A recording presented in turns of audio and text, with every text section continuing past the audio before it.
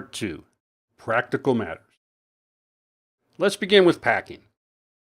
Now, a lot of people think that all of Nepal looks like the summit of Mount Everest, but it really doesn't.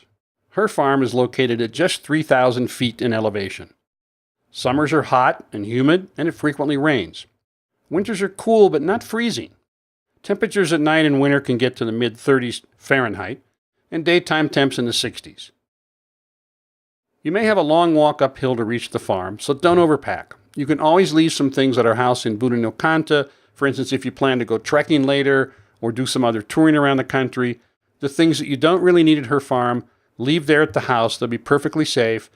Just bring the things to the farm that you really need. Do not use a suitcase with roller wheels. There's just really no place in Nepal to use a roller wheel suitcase. We do laundry by hand in wash tubs at the farm, and then we dry clothes on lines. So things like jeans or other heavy fabrics that can take a very, very long time to dry may not be things you want to pack. We use large solar systems to get hot water, and obviously if there isn't any sun, there's going to be very little hot water. So keep your showers really short on overcast days. But luckily, it's sunny most days.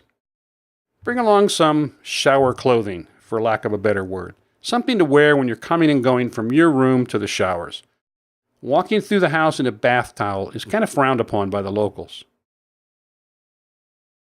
You're going to most likely experience some degree of culture shock. Nepal is a rich tapestry of cultures, religions, languages, and yes, there's an active caste system.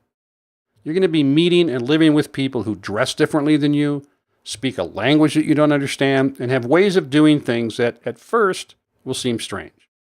Take it in, enjoy what it is, ask questions. Learn from the women of her farm all you can about the culture. They're happy to teach you. You're considered a respected guest in the home.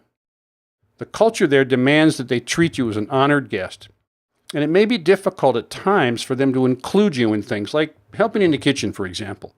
But be patient and keep trying. It's just not in their nature to allow an honored guest to participate in some things. But endeavor to persevere. You'll soon find your way into the inner circle and be accepted, and you'll be involved and doing everything with the girls all the time. Remember, though, respect is the bedrock of the culture. That's one of the reasons why Nepalis will always give you namaste when you're coming and namaste when you're leaving. Relationships in Nepal are really, really important. And the women spend a lot of time talking with each other and socializing. Because in Nepal, there's nothing you can have that's more valuable than your social circles, your social network, your friends, your family. It's what you need to get anything accomplished in that country. So relationships are the most important thing. You become part of that circle for the women of her farm. Become one of their friends, enter that circle of relationships, and everything's going to just be great. Sandals, flip-flops, or whatever you like to call them, are really necessary. In Nepal, people don't wear shoes in the home. They wear flip-flops. And if you don't have some, you can always buy a pair in Madhavbasi, which is near the farm, and they sell them there for very, very little money. Show up for your meals on time. Nepali people believe that food should be eaten as soon as it's served in order to be tasty. They work hard to cook for you and show you respect by being on time for meals. Please do not bring candy for the children. Please do not bring candy for the children. Maybe I should do that one more time. Please do not bring candy for the children. Pencils, children's books that don't have scary monsters are appreciated, but not candy. SIM cards are available at the airport from either NTC, Nepal Telecommunications Corporation, or Ncell. And either one is the same as the other. It doesn't really matter. They've got 3G service available nearly everywhere in the country. But you're going to need a couple of passport photos and a photocopy of your passport if you plan to get one. Data and voice plans are all prepaid, but you can get recharge cards from many, many shops, even the tiny shop in the village near her farm. We do have Wi-Fi at the farm, and it works most of the time. It's a little slow, but you can email, you can post to social media, and sometimes you can even make Skype calls home.